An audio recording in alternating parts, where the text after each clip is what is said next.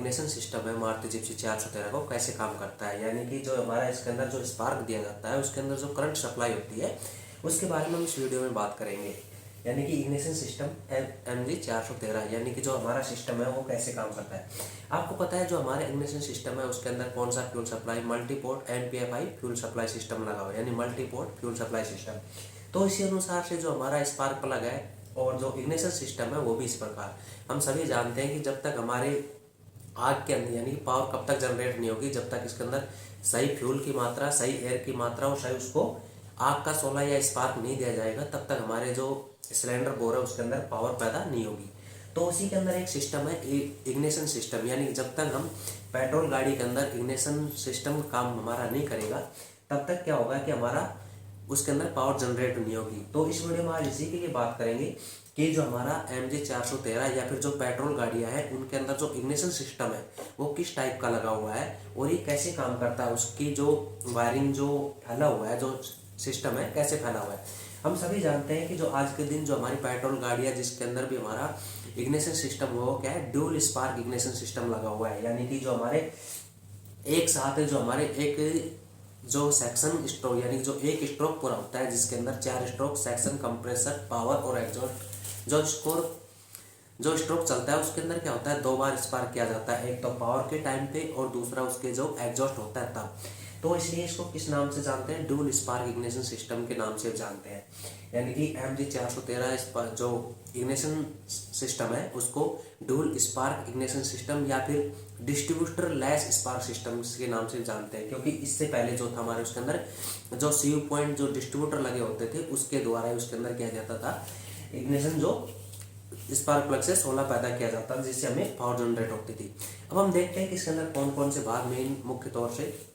कौन कौन से भाग काम करने वाले हैं। यानी कोई भी सिस्टम काम करेगा सबसे पहले उसका उद्देश्य यानी सिस्टम किस लिए लगाया गया है, नंबर 2 उसके अंदर काम करने वाले भाग कौन कौन से हैं, नंबर 3 और उसकी स्थापना कहाँ पे है, यानी कि उसको स्थापित कहाँ पे किया गया है, फिर उसके बाद वो किस प्रिंसिपल पे काम कर रहा है, फिर उसकी जो कार्यविधि वो कैसे काम करता है उसके बारे में हम इसमें जानेंगे।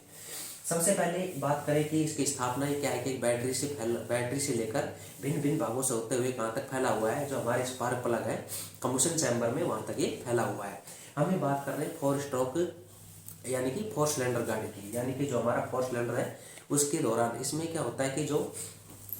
4 सिलेंडर गाड़ी है उसका फायरिंग ऑर्डर 1342 यानी कि फायरिंग ऑर्डर के मुताबिक उसके अंदर क्या होगा स्पार्क दिया जाएगा, यह 1342 ये इसका हमारा इग्निशन जो टाइमिंग होगा वो 1342 सिलेंडर की बात हम कर रहे हैं। ये किस प्रकार का है, ड्यूल स्पार्क इग्निशन सिस्टम है। क्यों ड्यूल स्पार्क सिस्टम इसलिए बोला गया है कि एक चक्कर के दौरान 2 जगह स्पार्क करता है, एक तो पावर के दौरान स्पार्क करेगा और दूसरा जिसका एग्जॉस्ट होगा उसके अंदर स्पार्क करेगा। इसके हम जानेंगे धीरे धीरे आगे चल के कैसे स्पार्क करेगा। फिर उसके अंदर काम करने वाले भाग कौन कौन से, सबसे पहले बैटरी, क्योंकि बिना बैटरी कुछ नहीं होगा। बैटरी से उसको क्या होगा जो करंट है वो 12 वोल्ट जो करंट मिलेगा उसी को क्या होगा जंप करा के हमें आगे नेक्स्ट भेजना है। आपको पता है स्पार्क करने के लिए कम से कम 20,000 वोल्ट की 18 से 20,000 या 22,000 वोल्ट की आवश्यकता होती है, लेकिन बैटरी तो हमारी 12 वोल्ट की है, उसको 20,000 वोल्ट में कैसे बदली करेंगे। तो उस 12 वोल्ट को 18 से 22,000 वोल्ट में बदलने के लिए जो हमारे इग्नाइटर सिस्टम लगाए गए हैं, जो कि क्या होगा जो हमारा करंट है वो क्या करेगा जंप करेगा, जो स्पार्क प्लग है उसके जो कैथोड और एनोड से क्या होगा जंप होगा जिससे आग का शोला बनेगा और उसी से क्या होगा जो हमारा फ्यूल एयर और फ्यूल का मिक्सर जो कंप्रेस हो रखा है उसके दौरान उसमें आग लगेगा और हमारी पावर पैदा होगी। काम करने वालों को भागों में बैटरी 80 एम्पियर फ्यूज, यानी हर गाड़ी में 80 एम्पियर यानी मोटा फ्यूज लगाया जाता है जिससे बैटरी का जो पावर सप्लाई क्या करती है डायरेक्ट आगे सप्लाई जाती है पॉजिटिव लाइन के अंदर 80 एम्पियर फ्यूज होगा। उसके बाद हमारा इग्निशन स्विच होगा जहाँ से हमारी सीधी लाइन कहाँ पे जाती है इग्निशन स्विच के ऊपर। इग्निशन स्विच के ऊपर 4 पोजीशन होती है, एक ऑफ पोजीशन, एक एसेसरीज यानी कि जैसे स्विच ऑन करने से भी क्या है कि हमारे जो चाबी है ऑन करने से, तो ये जो एक्स्ट्रा सीरीज है उसको चाबी ऑन करने के जो हमारे एक्स्ट्रा फिटमेंट है जो पंखे हैं या अपने टैप टॉप जो लगा रखे हैं म्यूजिक सिस्टम है उसको इस पे चाबी ऑन एसेसरीज करने से हमारा सिस्टम ऑन हो जाता है। उसके बाद ऑन पोजिशन और स्टार्ट पोजिशन यानी कि हमारी 4 पोजिशन हमारी इग्निशन की होती है उसके अंदर। होती है। फिर उसके बाद जो हमारे 80 एम्पियर एक लाइन चली जाती है मेन रिले के अंदर, जिससे क्या होता है मेन रिले इसके अंदर 20 एम्पियर का फ्यूज, उससे पहले मेन रिले के बाद फिर जो हमारे ईसीएम होता है जो इसको पूरे को कंट्रोल मॉड्यूल को कंट्रोल करता है। सीएमपी सेंसर इसमें काम करता है। जो सीएमपी सेंसर क्या करता है, जो हमारे पिस्टनों और वाल्वों की पोजीशन से पता लगता है कि हमारा किस जो कौन सा सिलेंडर है वो क्या है पावर स्ट्रोक में है, जहाँ पे हमें इग्निशन देने की जरूरत है। फिर उसके बाद इग्नाइटर है और स्पार्क प्लग है, और इसके अंदर एक एनपीएन ट्रांजिस्टर लगा होता है जो क्या करता है इसको करंट को जंप कराने। जो सीव पॉइंट का काम पहले डिस्ट्रीब्यूटर में होता था, वो सीव पॉइंट का काम इसके अंदर कौन करता है, एनपीएन ट्रांजिस्टर करता है। फिर अब हम जानते हैं जो एनपीएन ट्रांजिस्टर होता है वो क्या करता है, मुख्य रूप से एनपीएन ट्रांजिस्टर के अंदर 3 भाग होते हैं, नेगेटिव, पॉजिटिव और नेगेटिव। उसके अंदर एक बेस होता है, एक इमेटर होता है और एक संग्राहक यानी कि उत्सर्जक और एक संग्राहक होता है। तो जो बी का कंट्रोल होता है वो ईसीएम से होता है। ईसीएम क्या करता है, उसके कंट्रोल को कटअप कराता है और उससे हमारा करंट जो प्राइमरी कॉइल से सेकेंडरी कॉइल, जो इग्नाइटर की जो कॉइलें लगी होती है उसके अंदर प्राइमरी कॉइल से सेकेंडरी कॉइल के अंदर जंप करता है, जिससे हमारा 12 वोल्ट है वो 20,000 वोल्ट में बदली हो जाता है। क्योंकि जो प्राइमरी कॉइल होते हैं उसके अंदर कॉइलों की संख्या नहीं, फेरों की संख्या कम होती है, और सेकेंडरी के अंदर अधिक होने के कारण हमारा वोल्टेज हाई वोल्टेज होता है। अब इसके बाद चलते हैं कि ये काम कैसे करता है, यानी कि इसकी कैसे काम, अभी तक हमने बात किया कि इसकी कितने कौन कौन हिस्से पर ये सेल्फ स्टार्टर मोटर भी इसमें काम करता है। इसका कनेक्शन हम आपको चित्र देख रहे हैं। कनेक्शन इससे जो हमारा कनेक्शन है, एक बैटरी का पॉजिटिव हमारा चला गया इग्निशन स्विच में, इग्निशन जो एक बैटरी का डायरेक्ट किसमें चला गया, जो हमारे सोलोनाइट का बी टर्मिनल है उसके अंदर। सोलोनाइट के बी टर्मिनल पे जान पे यहाँ पे हमेशा करंट बना रहता है। फिर उसके दौरान एक हमारी लाइन आती है जो इग्निशन से स्विच से जो स्टार्ट से उसके अंदर एक बारीक तार आएगी 8 mm, वो क्या करती जो सोलोनाइट का एस है उसके ऊपर, और जो सोलोनाइट का एम टर्मिनल है उसके अंदर, क्योंकि सोलोनाइट के ऊपर 3 टर्मिनल होते हैं, और तो इसको स्टार्ट से होते हुए जो सोलोनाइट है और स्टार्टर मोटर कैसे काम करता है इसके लिए एक सेपरेट वीडियो बनाया हुआ है, उसको आप देख सकते हो स्टार्टर मोटर कैसे काम करता है। इस वीडियो में बात करें सिर्फ इग्निशन सिस्टम के बारे में, यानी कि इसका इग्निशन सिस्टम वो कैसे काम करता है। अब शुरू करते हैं। इसका सिस्टम जैसे हमारे इग्निशन की के अंदर 4 पोजीशन है, ऑफ पोजीशन, एसेसरीज पोजीशन और ऑन पोजीशन और नंबर 4 स्टार्ट पोजीशन। तो इस बारी बारी से स्टार्ट इसको जानते जाए। आपको पता है कि जैसे हमने चित्र बना रखा है कि जो इग्निशन स्विच का जो बी टर्मिनल है, यानी कि इसका जो बी टर्मिनल है इसके ऊपर हमेशा बैटरी का जो करंट है हमेशा रहता है, यानी कि यहाँ से हमेशा बैटरी का करंट रहता है। दूसरा, एक वायर जो 20 एम्पियर फ्यूज से जाता है रिले के एक टर्मिनल, यानी रिले कैसे काम करता है उसके लिए एक वीडियो की रिले कैसे काम। तो रिले के टर्मिनल पे क्या करता है, एक करंट जाया हुआ रहता है, यानी कि इसके ऊपर भी हमेशा पॉजिटिव करंट जाया रहता है। ये रिले क्या करता है, और इसके अंदर इसको एक प्लंजर के द्वारा इसको उठा हुआ ये कनेक्शन कटा हुआ रहता है। फिर दूसरा, और एक हमारा जो स्टार्टर जो सोलोनाइट के जो बी टर्मिनल को उस पर हमेशा करंट रहता है। तो सबसे पहले बात करें ऑफ पोजीशन। ऑफ पोजीशन में क्या होगा, ऑफ पोजीशन में जैसे आपने चाबी को ऑफ कर दिया, यानी कि यहाँ पे रख दिया या चाबी को बाहर निकाल दिया, तो उस कंडीशन में भी हमारा जो करंट है बैटरी का करंट हमेशा इग्निशन स्विच के बी टर्मिनल पर, रिले के टर्मिनल पर, और जो सोलोनाइट जो स्विच है उसके बी टर्मिनल हमेशा करंट बना रहता है। फिर उसके बाद बात करते हैं ऑन पोजीशन, यानी कि इसके दौरान फिर आप जैसे एसेसरीज पे करोगे तो आपका एसेसरीज से करंट चालू हो जाएगा, और जो हमारे एक्स्ट्रा फिटमेंट है जैसे म्यूजिक सिस्टम पंखा है ना वो चल जाएंगे। फिर उसके बाद करते हैं ऑन पोजीशन, यानी जैसे हम इग्निशन की को ऑन करते हैं,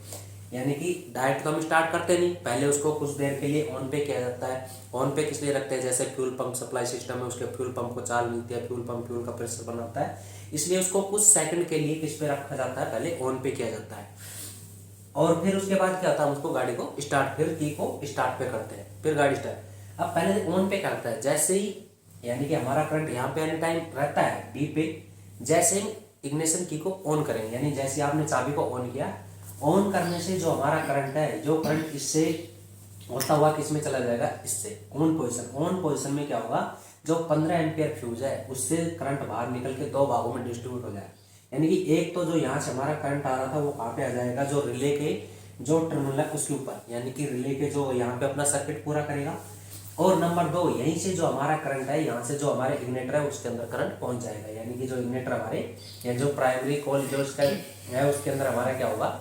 करंट पहुंच जाएगा। यानी ऑन पोजीशन से हमारे 2 काम होंगे, यानी कि यहाँ से एक तो जो हमारा करंट था इग्निटर में चला जाएगा, और नंबर 2 जो हमारी रिले है जो ईसीएम को करंट देना, यानी जो हमारा इलेक्ट्रिक कंट्रोल मॉड्यूल जो ईसीएम लगा हुआ है, या पावर कंट्रोल मॉड्यूल, या ईसीयू इलेक्ट्रिक कंट्रोल यूनिट, ये सब इसी के नाम है। उसके अंदर करंट जाने से क्या होगा, बीच में रिले इसलिए लगाया जाता है ताकि उसकी वोल्टेज ड्रॉप ना हो,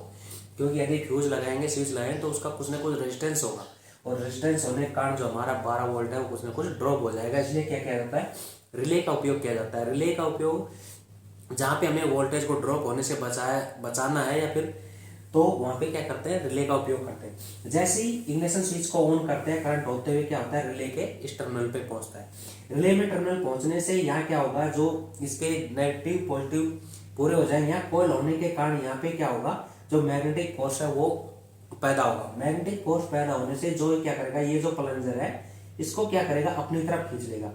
यानी इस प्लंजर को अपनी तरफ खींचने से जो हमारे ये जो टर्मिनल थे, ये जो टी है, जो प्लंजर है, ये इसको क्या कर देगा, कनेक्ट कर देगा। इसको कनेक्ट करने से क्या होगा, जो हमारा करंट है अब यहाँ से ना होते ही सीधा हुआ किससे, इससे पहुंच से हमारा किसी चला जाएगा, ईसीएम में। यहाँ से हमारा ईसीएम क्या ऑपरेट हो जाएगा और अपना काम करना शुरू कर देगा। दूसरी साइड से हमने क्या किया था, जो हमारा करंट था वो इग्निटर में चला जाता है। यानी कि जैसे ही इसकी बात करें कि जैसे हम इग्निशन स्विच को ऑन करते हैं तो करंट क्या करता है, 12 वोल्ट, यानी कि जो 12 वोल्ट करंट है वो 20 एम्पियर फ्यूज, यानी कि जो हमारा 20 एम्पियर फ्यूज है, 20 एम्पियर फ्यूज से होकर मेन रिले में जाकर अपना सर्किट पूरा, यानी 20 जो ये है, ये भी 20 एम्पियर का है। इसमें 20 देता है, किसमें 15, अलग अलग गाड़ी के अनुसार से है। इसके अंदर ही 20 एम्पियर का फ्यूज है। तो 20 एम्पियर के फ्यूज से होता है क्या, रिले के अंदर अपना सर्किट पूरा कर लेता है, जिसमें रिले की जो कॉइल है वो क्या होती है, मैग्नेट हो जाती है। यानी कि जो कॉइल है वो क्या बन जाती है, जो कोड है, ये कोड होने के कारण क्या, मैग्नेट उसको मैग्नेट बन जाते हैं और प्लंजर को क्या करती है, अपनी तरफ खींच लेती है, और मेन रिले के पॉइंट आपस में जो है वो क्या मिल जाते हैं, और करंट 20 एम्पियर फ्यूज से होता हुआ मेन रिले में, ये जो 20 एम्पियर फ्यूज से हमारा करंट आता है, ये इससे होता हुआ किसमें चला जाता है, ईसीएम के अंदर हमारा करंट चला जाता है, और अपना जो ईसीएम है, इलेक्ट्रिक कंट्रोल मॉड्यूल है, वो अपना काम करना शुरू कर देता है। और इसके साथ इग्निटरों में भी क्या है, करंट इसके अंदर चला जाता है। यानी कि हमारी ऑन पोजीशन के अंदर रिले ने अपना काम किया, रिले के काम करने से जो हमारा 12 वोल्ट करंट था वो सीधा ड्रॉप ना होके सीधा 12 वोल्ट करंट इसके टर्मिनल मैग्नेट बनने के कारण प्लंजर के नीचे आने से टर्मिनल मिल जाते हैं, और ईसीएम भी अपना काम करना शुरू कर देता है। फिर उसके बाद हमारी नंबर 4 पोजीशन है स्टार्ट पोजीशन। स्टार्ट पोजीशन पे क्या होगा, स्टार्ट पोजीशन हमने देखा, स्टार्टर मोटर के अंदर जो पहले से ही बी टर्मिनल, उसके ऊपर एक डायरेक्ट जो 12 वोल्ट का करंट हमेशा रहता है। फिर उसके बाद जैसे हम इसको और स्टार्ट पे करेंगे तो स्टार्टर मोटर कार्रवाई कैसे करता है, सोलोनॉइड स्विच, उसके लिए एक सेपरेट वीडियो है, वो उसके आगे जो प्लंजर की हरकत करेगा, इसमें जो पुलिंग कॉइल, होल्डिंग कॉइल, उसको कैसे ऑपरेट करेगी, उसके दौरान इसको हमने देखा। फिर जो स्टार्ट पे करते हैं तो ईसीएम को करंट जाता है। जैसे हम इसको स्टार्ट करते हैं, स्टार्ट होने से ईसीएम को करंट जाता है। ईसीएम में लगा सीएमपी सेंसर, जो सीएमपी सेंसर लगा हुआ है वो क्या करता है, ईसीएम को सूचना देता है कि इस टाइम हमारा कौन सा जो सिलेंडर पिस्टन है वो पावर के स्ट्रोक में आ रखा है, उसके अंदर कंप्रेस पूरा हो रखा है। यानी कि जिस सिलेंडर बोर के अंदर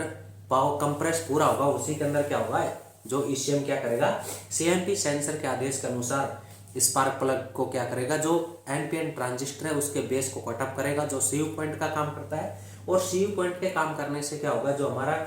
करंट है 12 वोल्ट इग्नाइटर के थ्रू प्राइमरी कॉइल से सेकेंडरी कॉइल में जंप करेगा। इसके जंप करने से क्या होगा कि जो हमारा इग्नाइटर है वो एक साथ 2 स्पार्क प्लग में करंट देगा। यानी देखो, एक नंबर स्पार्क, ये 1 नंबर इग्नाइटर है, 2 नंबर इग्नाइटर, जो हमारा 1 नंबर इग्नाइटर है वो 1 नंबर और 4 नंबर के अंदर एक साथ स्पार्क देगा, और जबकि 2 नंबर इग्नाइटर है वो 2 नंबर और 3 नंबर में एक साथ स्पार्क देगा। इन दोनों इग्नाइटरों को एक साथ 2 बार स्पार्क देने से 2 सिलेंडरों में, इसीलिए इसको ड्यूल स्पार्क इग्निशन सिस्टम के नाम से जानते हैं। यानी ड्यूल स्पार्क सिस्टम क्यों कहते हैं, जो हमारा इग्नाइटर है वो एक साथ क्या करता है, 2 सिलेंडर बोर के अंदर स्पार्क देता है, इसलिए इसको ड्यूल स्पार्क इग्निशन सिस्टम के नाम से जानते हैं। क्योंकि जो ड्यूल स्पार्क 2 में किस लिए दिया जा रहा है, एक तो कंप्रेस हुआ तो उसके एक के अंदर तो पावर लेनी है हमें, और जो दूसरा है उसके अंदर जो हमारी एग्जॉस्ट के अंदर जो अनबर्न फ्यूल बच गया है उसको जलाने के लिए क्या किया गया है, जो हमारा 4 नंबर है उसके अंदर एग्जॉस्ट के अंदर भी स्पार्क दिया गया है, ताकि जो हमारा बचा हुआ फ्यूल है वो जल जाए। तो ये थी इसकी यहाँ तक की कार्रवाई। यानी कि इसका पीडीएफ में आपको जो वीडियो के लास्ट में इसका पीडीएफ मिल जाएगा कि ये कैसे काम करता है। यानी कि इसको बात करें कि जैसे स्टार्टर मोटर यानी कि यहाँ से स्टार्ट किया, जो सोलोनाइट स्विच इसके तार करंट आते जो सोलोनाइट के क्या करेगा, जो होल्डिंग और पुलिंग कॉइल है उसके एम और बी टर्मिनल को मिला देगा। उसके मिलने से क्या होगा, हमारे स्टार्टर मोटर के अंदर करंट आ जाएगा। स्टार्टर मोटर के अंदर करंट आने से और जो इसके अंदर लगा हुआ इंडेक्स है, क्योंकि इसके कॉन्टैक्ट एक फोर्क लगा हुआ है सोलोनाइट के अंदर, वो क्या करता है, जो वेंडेक्स जो आर्मेचर के ऊपर जो हमारा वेंडेक्स लगा हुआ है जो गियर है उसको आगे की तरफ मैश करा देगा, और जो हमारा फ्लाई व्हील के साथ मैश होने के कारण जैसे आर्मेचर घूमेगा तो क्या करेगा, फ्लाई व्हील घूमने से जो हमारा फ्लाई व्हील को घूमने से क्रैंकशाफ्ट को चाल मिल जाएगी और हमारे पिस्टन ऊपर नीचे कंप्रेशन सेक्शन और उसके दौरान आते रहेंगे। और जो स्टार्ट ईसीएम के आदेश सीएमपी सेंसर के आदेश अनुसार ये जो हमारा ईसीएम है वो आदेश देता है इग्नाइटर को कि भाई किस पिस्टन किस इंजन के अंदर कौन से 1 3 4 2, अगर पहले 1 में दे रहा होगा तो उसके साथ क्या होगा, अगर 1 में पावर मिल रही है तो 4 के अंदर क्या होगा, एग्जॉस्ट होगा। अगर 3 में अंदर पावर मिल रही है तो 2 के अंदर एग्जॉस्ट होगा। इस तरीके से फायरिंग ऑर्डर के मुताबिक इसके अंदर इग्निशन सिस्टम काम करता है। यानी कि हमारे इग्निशन की जो हमारा इग्निशन सिस्टम है उसके अंदर की 4 position, off position, accessory position और on position, start position. Off के जो 1 नंबर यानी फर्स्ट से बात करें तो ऑफ पे क्या होता है, हमारे बी पे हमेशा पॉजिटिव करंट बना रहता है। इग्निशन सिस्टम के अंदर बैटरी से पॉजिटिव करंट हमेशा 3 जगह पे बना रहता है, सोलोनाइट के बी टर्मिनल पर, इग्निशन स्विच के बी टर्मिनल पर, और हमारा जो रिले का जो पॉइंट है उसके अंदर भी क्या होता है कि जो करंट हमेशा जाया हुआ रहता है। फिर उसके बाद बात करते हैं ऑन की। जैसे ही ऑन पोजीशन करते हैं तो हमारा करंट बी पॉजिटिव से होता हुआ, इग्निशन स्विच के बी पॉजिटिव से होता हुआ करंट क्या चला जाता है, इसमें ऑन की पोजीशन के अंदर इसका करंट सप्लाई हो जाता है। इसके अंदर करंट सप्लाई होने के कारण क्या होता है कि जो हमारा लगा रिले जो लगी है वो क्या करती है, वोल्टेज को ड्रॉप होने से बचाती है। यानी कि ईसीएम को 12 वोल्टेज की जरूरत है तो उसका 12 वोल्ट पूरा सप्लाई करने के लिए हम रिले का उपयोग करते हैं। तो रिले के क्या करता है, जैसे उसके अंदर पूरा होगा इसके अंदर मैग्नेट की क्रिया होगी और मैग्नेट बनने के कारण जो कॉइल है क्या करे, प्लेंजर को अपनी तरफ खींच लेगी, जिससे हमारा ये सर्किट पूरा हो जाएगा। इस सर्किट के पूरा होने से जो हमारा करंट है वो सीधा केस में पहुंच जाएगा ईसीएम में, और ईसीएम क्या होगा, ऑपरेट हो जाएगा। साथ ही उसके द्वारा एक जो हमारा ऑन पोजीशन के अंदर ही जो करंट है किसमें चला जाता है, इग्नाइटर के अंदर चला जाता है। फिर उसके बाद है स्टार्ट पोजीशन। स्टार्ट पोजीशन पे क्या कर रहा है कि जो हमारा जैसे इसको स्टार्ट पे लेके आ रहे हैं तो एक कार्रवाई तो ये हुआ कि सोलोनाइट स्विच और स्टार्टर मोटर काम करती है इसके अंदर। स्टार्ट पे आने से जो हमारा सोलोनाइट स्विच है वो क्या करता है, उसके पुलिंग और होल्डिंग कॉइल काम करती है, उसके बी और एम टर्मिनल को मिला देती है, जिससे हमारा जो वेंडेक्स पिनियन है वो आगे की हरकत करता है और उससे करंट होता हुआ स्टार्टर मोटर के आर्मेचर में आ जाता है। स्टार्टर मोटर के आर्मेचर घूमने से वो फ्लाई व्हील के साथ मैश होने के कारण फ्लाई व्हील घूम जाता है, और फ्लाई व्हील घूमने से क्रैंकशाफ्ट के द्वारा पिस्टन ऊपर नीचे की हरकत करना शुरू कर देते हैं। फिर उसके बाद जो स्टार्ट पे एक करंट जाता है इश्यू जो ईसीएम है उसके अंदर। ईसीएम क्या करता है, ईसीएम सीएमपी सेंसर के आदेश के अनुसार जो हमारा सीएमपी सेंसर लगा हुआ है जो पिस्टन की पोजीशन को बता रहा है कि कौन सा कंप्रेस में आ रखा है जिसको पावर की जरूरत है, यानी कि जो स्पार्क देने की जरूरत है। तो ईसीएम क्या करता है, जो एनपीएन ट्रांजिस्टर लगा हुआ है इसके अंदर, जो एनपीएन ट्रांजिस्टर लगा हुआ है उसके बेस को कटअप करता है, जो क्या करता है सीव पॉइंट का काम करता है। जो पहले जो डिस्ट्रीब्यूटर लगे हुए थे उसके अंदर क्या है कि जो सीव पॉइंट है उसी का काम जो क्या कर रहा है, जो हमारा एनपीएन ट्रांजिस्टर का कटअप में कौन कर रहा है, जो ईसीएम है वो उसका काम कर रहा है, जो एनपीएन ट्रांजिस्टर बेस को कटअप करता है, जिससे प्राइमरी कॉइल से करंट सेकेंडरी कॉइल के अंदर जंप करता है। सेकेंडरी कॉइल के अंदर करंट जंप करने से जो हमारा 12 वोल्ट था वो कोयलों के सेकेंडरी कॉइल के अंदर कोयलों की संख्या अधिक होने के कारण क्या करता है, वोल्टेज को 12 वोल्ट से 18,000 से 20,000 वोल्टेज के अंदर बदली करता है। इतना हाई वोल्टेज होने के कारण स्पार्क प्लग से जब हमारा करंट है वो एनोड से जंप करता है तो एक 16 के रूप में जंप करता है, जिससे जो हमारा जो पिस्टन सिलेंडर बोर के अंदर जो हमारा मिक्सचर है यानी फ्यूल और एयर है जो मिक्स का कंप्रेस कर रखा है उसका टेम्परेचर होने के कारण वो क्या करता है, जल्दी आग पकड़ लेता है, और जिससे हमारा जो पिस्टन है वो वापस पावर मिलने से नीचे की हरकत करता है और क्या करता है, हमें पावर मिलती है। लेकिन इग्नाइटर सिस्टम क्या करता है, एक साथ 2 सिलेंडर बोर के अंदर स्पार्क कराता है, यानी कि 1 नंबर और 4 नंबर, यानी कि एक के अंदर जब पावर कंप्रेस के दौरान जब स्पार्क करता है तो पावर मिलती है, साथ ही जिस दूसरे सिलेंडर बोर के अंदर स्पार्क करता है तो उस टाइम उसके अंदर एग्जॉस्ट स्ट्रोक चल रहा होता है। एग्जॉस्ट स्ट्रोक चलने के कारण उसके अंदर जो हमारा अनबर्न फ्यूल होता है या फिर कुछ भी हानिकारक जो जले हुआ अनजला हुआ फ्यूल होता है उसको दोबारा स्पार्क देकर जला देता है, जिससे क्या है फ्यूल